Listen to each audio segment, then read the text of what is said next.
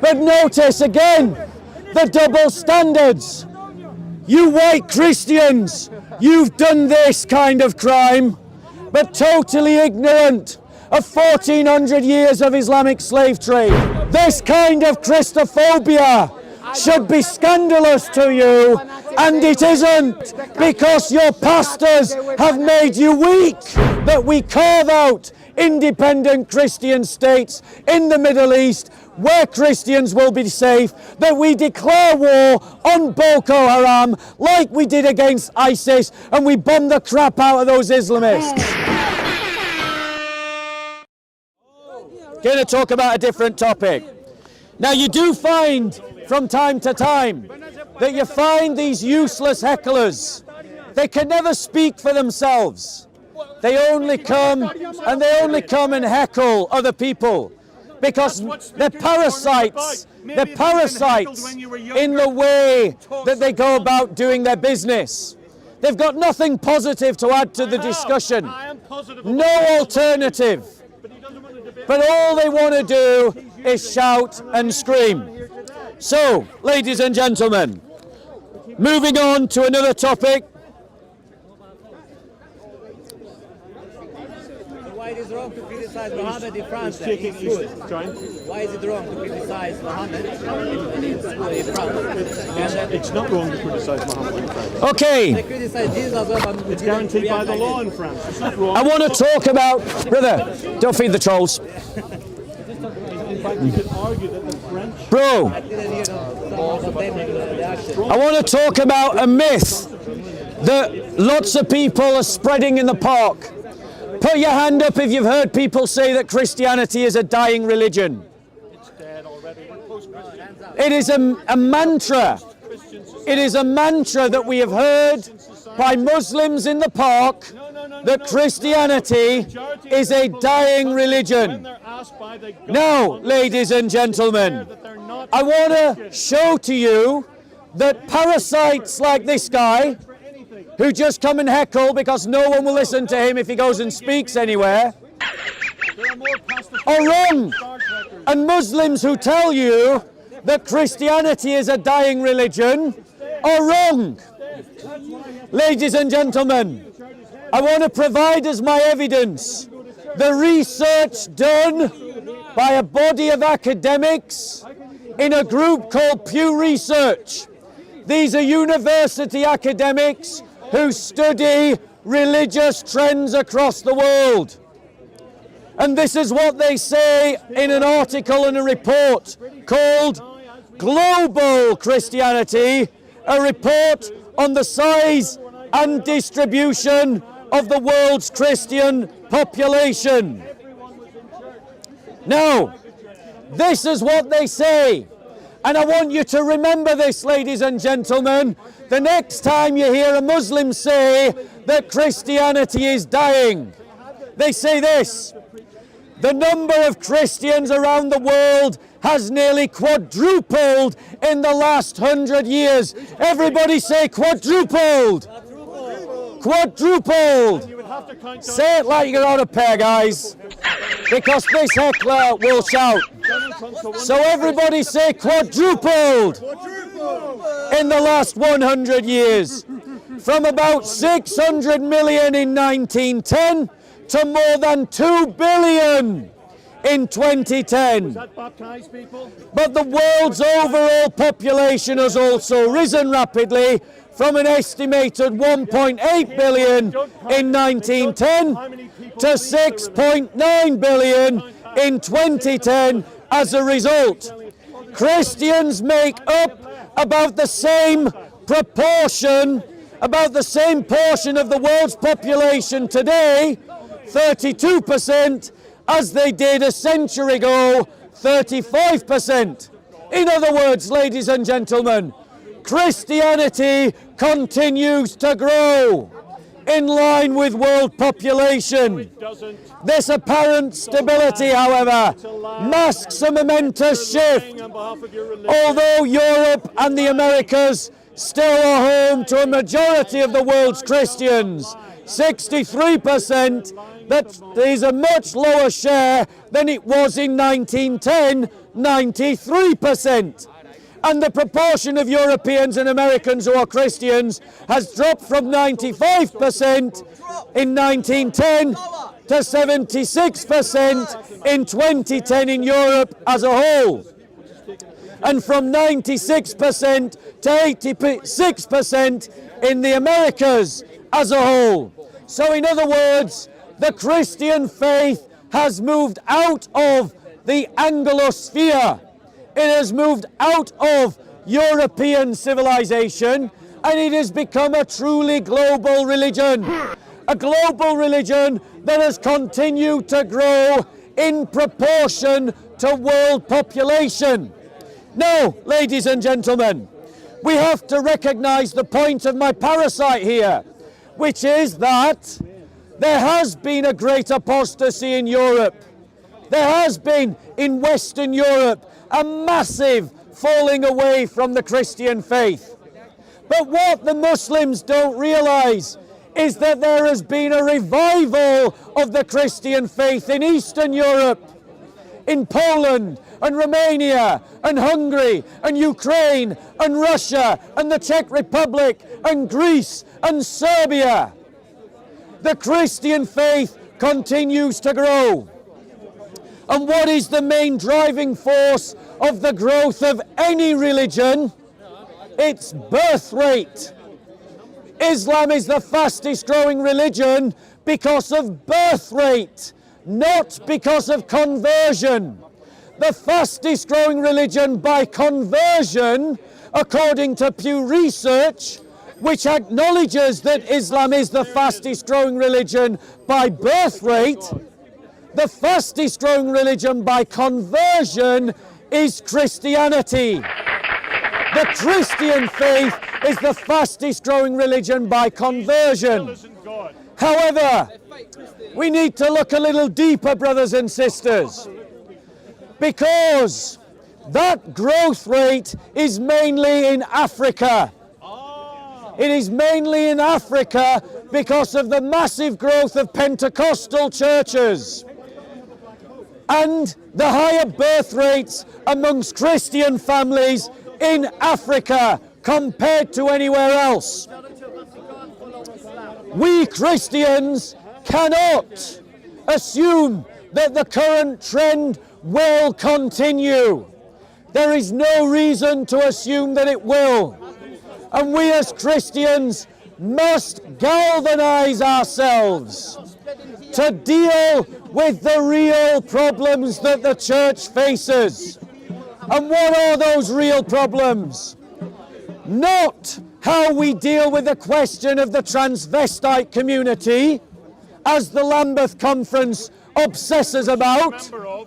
Not whether we should have the Latin or the vernacular Mass, as obsessed about by traditional Catholics, but whether we are creating families in our fellowships in the West.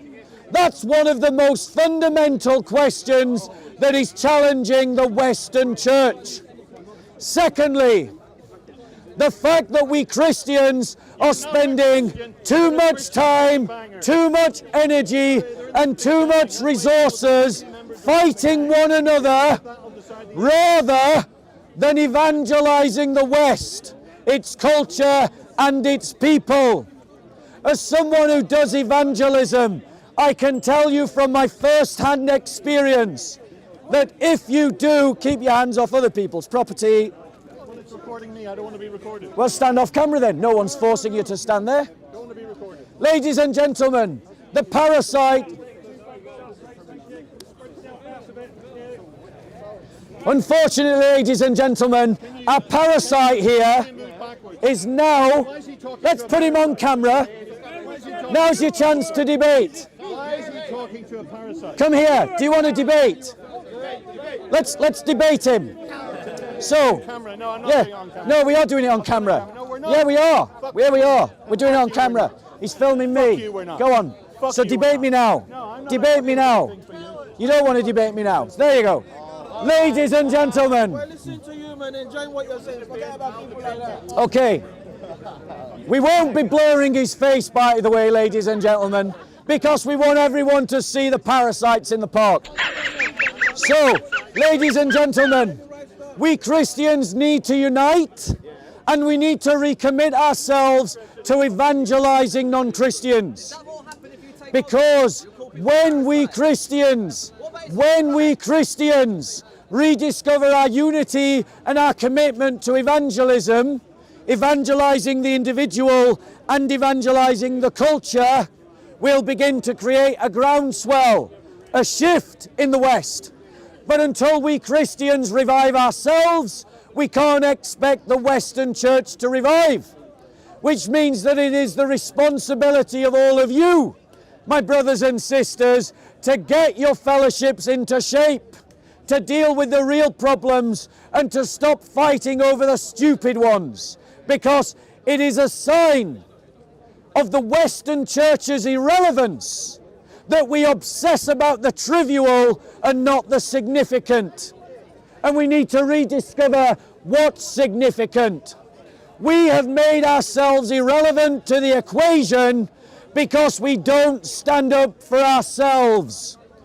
And the first job of the church is to secure its own rights and its own abilities to practice its religion. Because when we can process down the Muslim community with the cross held high, we have won our liberty. But right now, you have the veto of the mob in the West, which we have seen numerous times in Speaker's Corner, where the mob has silenced the debate on numerous occasions. So, Christians, the liberal culture has created a vacuum, and there are many groups trying to fill that vacuum. And right now, because of the incompetence of our bishops and the incompetence of our pastors, we Christians are not trying to fill the vacuum created by liberalism. But the ethno-nationalists are, the environmentalists are, the communists are, the Islamists are. We must become contenders for the culture. Christians, find your balls and don't believe the lie told by the Muslims in the park that Christianity is a dying religion. There are places in the world where our faith is dying. England is one of them. That is true. The Middle East is another, because of Islamist aggression and persecution. And the answer is the same in both cases, that we Christians learn to stand up for ourselves again, and we learn to stand up for our brothers and sisters again. When we are willing to ensure that the Christians of the Middle East have their own independent country, their own independent state carved out of the Middle East, then we will have secured a future for the Christians of the Middle East. When we as Christians see that the fight of the brothers and sisters in Nigeria is the same as the fight of the brothers and sisters in Syria, and the same as the one fought in Kosovo, and the same as the one fought in Pakistan, and the same as the one fought in India, then we Christians will have become a contender on the global stage. But our leaders are visionless, and we are happy to accept visionless leaders. We are happy to pay for useless pastors. We are happy to attend churches that are not up to much and not doing much at all. Change yourselves, Christians. Change the church, and then you change the world. Perfect. Any questions? You had a... Go on. An independent Christian state in the Middle East. Yes. Which country do you want to take that from? So the question is... How many people are you going to kill to do it? Okay. Answer the question. We know you're a Muslim. So, ladies and gentlemen, the question is, where should Christians have an independent state in the Middle East? It should be carved out of Syria. Christians in the Middle East. The Syrian state is a failed state. Iraq is also a failed state. Let those states partition. Let the Sunnis have their bit. Let the Shia have their bit. Let the Kurds have their bit. Yes, I support Kurdish independence. And let the Christians, the Assyrian Christians, the Armenian Christians, and the Greek Christians of the Middle East have their bit. Redraw the maps so that those communities who can't live together can live in peace apart.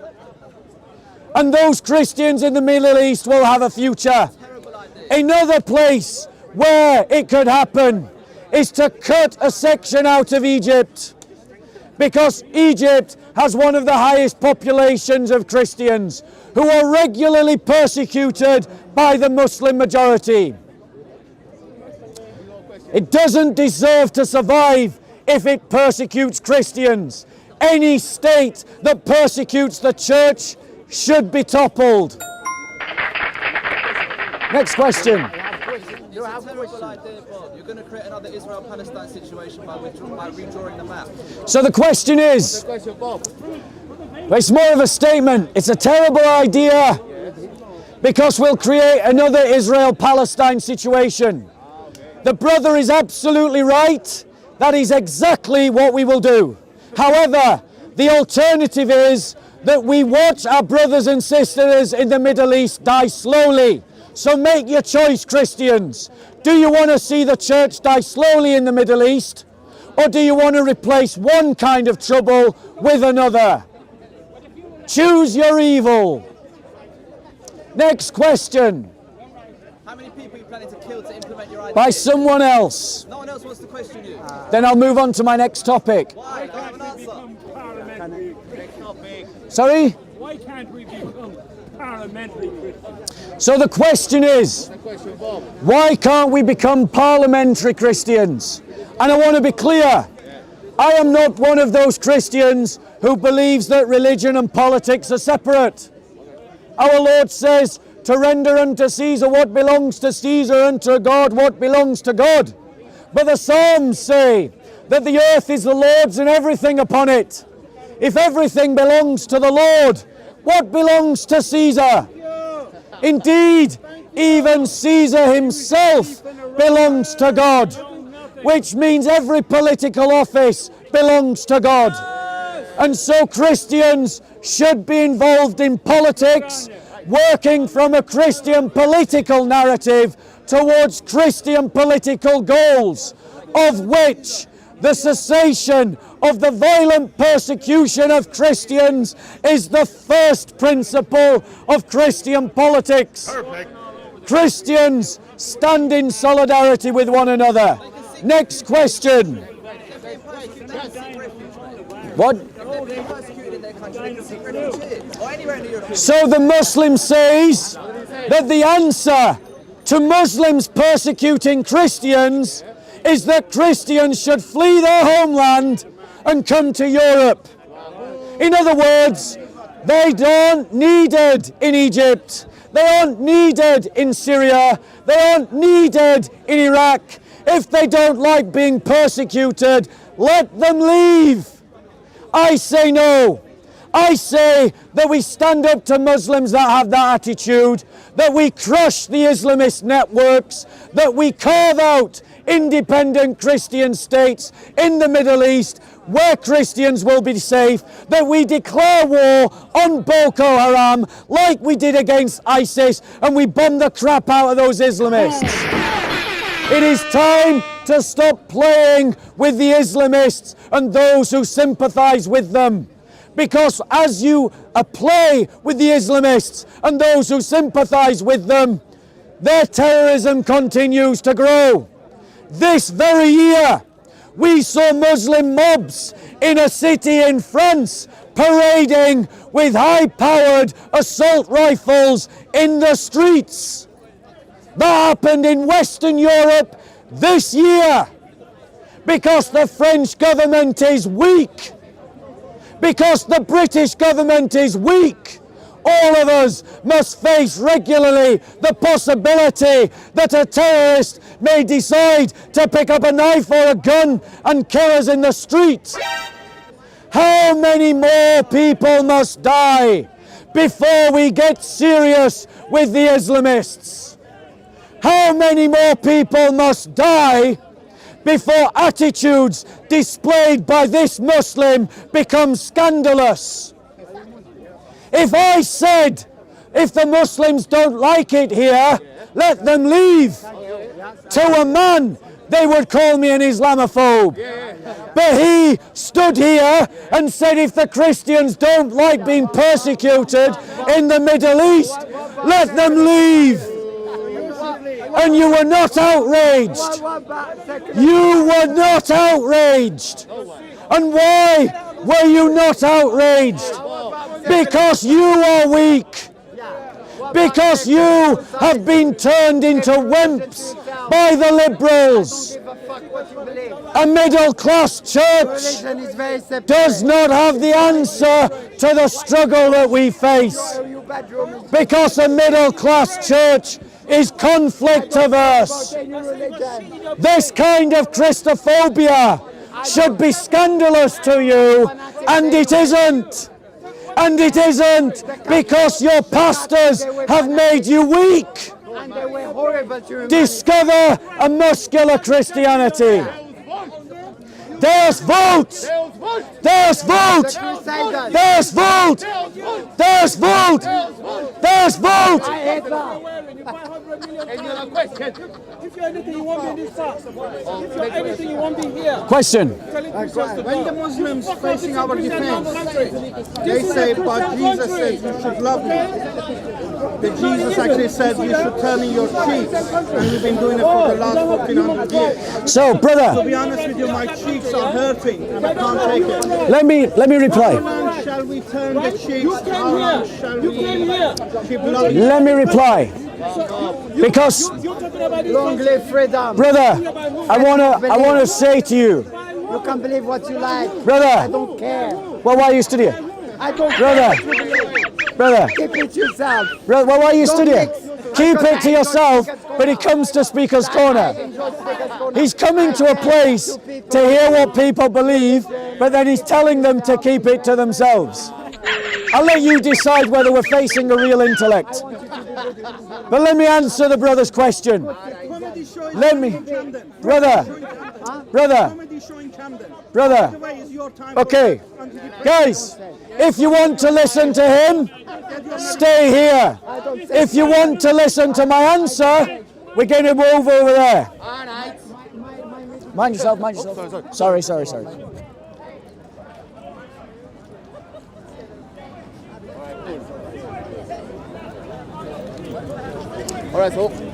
So let me answer the question of the brother, because I think it's really important that Christians are always reflective, and I'm going to say something that will be critical of you now, brother, but I want you to hear me in charity, that in this struggle that we Christians must always examine our heart and ask whether we are being motivated by hatred, revenge or love.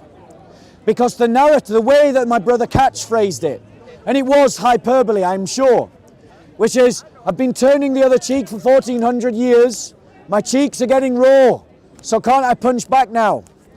Well, I would say that we Christians must continue to turn the other cheek. But turning the other cheek is not the same as pacifism. Turning the other cheek is not the same as apathy. Turning the other cheek is not the same as laziness. Turning the other cheek means that when you fight back, you're not doing it out of revenge. You're not doing it out of hatred. You're doing it out of love and out of justice. It is unjust to stand by and allow Islamists who are sponsored by the Turkish state to ally themselves with Azerbaijan and to attack Armenia. Our love for our Armenian brothers and sisters means that we should stand against the Islamists. But our hatred is directed to the ideas that motivate and inspire the Islamists. not of the people themselves. When their power has been removed, when their assault rifles broken, when their tanks destroyed, and they have no means to commit harm, then we should assess who of them can we help and who of them are beyond help, and we deal with them accordingly. Our love for our brothers and sisters must inspire us to stand up to the Islamists. But that should not be equated with pacifism, but we must not surrender our souls or our hearts to revenge or hatred or anger. We must, as John Damascus said, he said that we take up the sword to defend our brothers and sisters. That's what we must do. We must be motivated by love. Why have you come here? Why have you come here? I have the right to come here. You do, but I'm free. unfortunately, ladies and gentlemen, I pay taxes. unfortunately, ladies and gentlemen, right, go on. Why you here? I'm sure you pay taxes. I don't have very much. Sorry, let me just deal with his question. Sorry, can you go back 2 minutes? Can you spread out by 2 minutes, please? Listen, my friend. No, go on, I go on. come from Cordoba. My origin. I'm from Cordoba. I have this. I can prove it. What the Catholic Armenia. did to my people. They kicked the Jewish and the Muslim out from their homeland. Listen to proper stuff, yeah? Nagorno-Karabakh? Nagorno-Karabakh is within the borders of Azerbaijan. So what's wrong with them trying to take their own country back? So the question is, guys, there's no need to move in because I'm always going to repeat the question. Yeah, we need to spread out, guys, or the police will just move us away. Spread out, please. What's the question, Bob? So the question is, what's wrong with Azerbaijan attacking territory that is legally its own?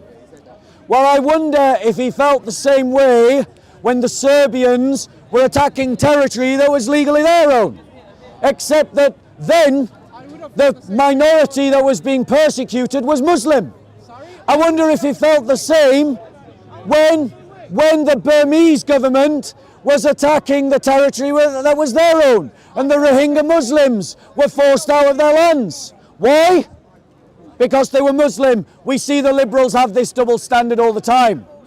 The fact of the matter is, Artsakh, as the Armenians call it, the disputed area of our greater Armenia, is ethnically Armenian.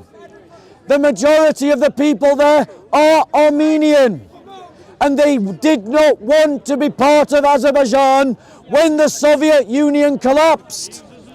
The borders ended up being what they were because they were not settled by an ordered organizing of the borders.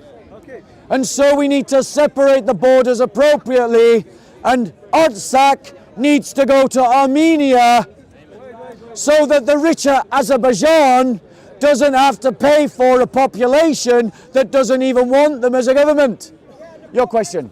Look, this guy, he say Armenia, Azerbaijan. Azerbaijan is Muslim country, but Shia, anti-Iran. Iran now stay with Armenia, anti-Azerbaijan. What's your question, sir? What's the question? If you're not asking a question, I'm just going to go on to my next topic. Do you know Iran stay with Armenia or not? The question is, do I know that Iran has supported Armenia? Tacitly, yes. I know that the Iranians have, because they want to have a bulwark against the expansionist ideology of Turkey. Turkey is a criminal state. It is like the Third Reich today. It carried out a genocide of Christians and murdered over 1 million Armenian, Greek and Syrian Christians. When you go on holiday to Turkey, it's like going on holiday to the Third Reich. When you buy a product of Turkey, you are buying a product of the Third Reich. You wouldn't go to Nazi Germany, don't go to Turkey.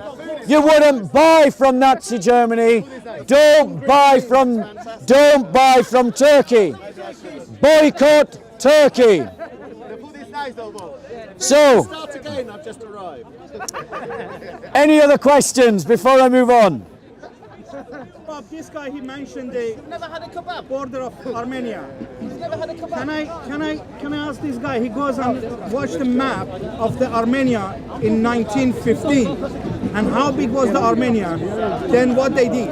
Why they can't claim their land back, but always the Muslim got to claim their land back? Yes, Yeah? Christians, Have a look at the map. Christians, you need to get political.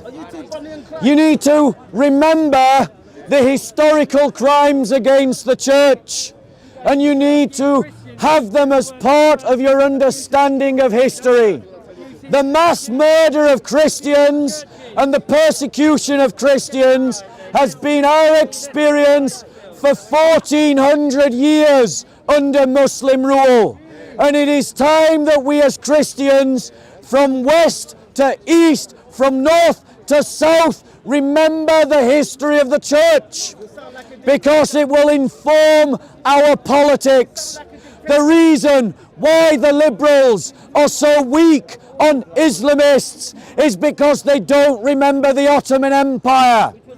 It's because a beautiful one, he says, a beautiful that desecrated churches, that kidnapped Christian children, that raped Christian women, that invaded Christian lands, that killed Christians who converted from Islam, that killed Christians for practicing their faith, that reduced the rights of Christians. That is the beautiful empire. But yet, if we desecrate mosques, rape Muslim women, kidnap Muslim children, he will cry out for a crime. He will cry out Islamophobia. And that is the double standard. Why, oh Christians, are you not outraged by views like this? Why are you not outraged by views like this? Go on. I don't even have a question, it's a statement. Christians have never gone through shit. Muslims have been persecuted since the fucking dawn of time. Your religion has constantly pushed out people. I myself, a former Christian, have been pushed out. Your religion, nothing ever happened. Are you asking a question, miss? I'm not asking a question, I'm simply saying something that you're speaking. Okay, so allow me to reply. So, ladies and gentlemen, the sister makes a statement that Christians have never had any trouble, and that Muslims have had trouble for centuries. Now this, ladies and gentlemen, is an indictment of the Western education system. This young lady doesn't know anything about church history. Put your hand up if you're an Armenian. Put your hand up if you know about the genocide of 1.2 Armenian Christians. Do you know about the Armenian genocide? Oh, so she does know. But apparently that doesn't constitute problems. Put your hand up if you know about the fact that Syria, Palestine and Jordan were Christians before Muslims invaded. Did you know that? Oh, so she does know. She does know. She does know. She does know. But according to her, we Christians have not gone through any kind of shit. Put your hand up if you know about the Janissaries. The kidnapped Christian children who were forcibly converted to Islam. Put your hand up if you know about the Janissaries. Did you know about the Janissaries? No, she didn't know. So this kind of BLM, liberal progressive rhetoric that says that we Christians have gone through no trouble is the utter crap, the utter rubbish that we Christians need to be correcting in the public sphere. Because this lady has just spewed out a lie for political reasons. She knew about what Christians went through, but she said Christians have gone through no trouble at all. That is the narrative of the liberal progressives. Next question. Killing of Muslims in Bosnia, Kosovo, in Macedonia, is 500,000 Muslims died in this country because of the Serbians. So the question, the statement is, I haven't mentioned the massacres of Bosnian Muslims. But notice again the double standards. You white Christians, you've done this kind of crime, but totally ignorant of 1400 years of Islamic slave trade, totally ignorant of genocides carried out by Muslim empires, totally ignorant of invasions of lands that were not their own by Muslims empires. Ladies and gentlemen, one second, wait your horses. 1 second. Christians, we need to be correcting these kinds of narratives, because if we don't tell our history, other people will tell our history for us. And that is what they are doing. You came to my land. And we, the continent, Europe. 400 Go and you came from debate him. Saudi Arabia. Go and debate him. Right? You came from Saudi Arabia. So, We didn't question. come from Saudi Arabia. Do you know 460 years. Georgia is Christian country. Right? Turkey supports the Georgia. Do you know this one? Always a victim. So the question is, What's the question? do I know that Turkey is supporter of Georgia? Yes, I do actually know. And I also know why. It's because Turkey and Russia are regional opposites. They are regional adversaries. And they are playing a game of chess between one another, and the Caucasus is the chessboard. The Armenian, Azerbaijani and Georgian states are the chessboard upon which Turkey and Russia are playing geopolitics.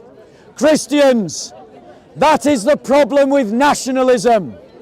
When Orthodox Russia is willing to sell Orthodox Armenia under the bus, Orthodox Georgia under the bus, it is because they are working to a nationalist politic rather than a Christian politic.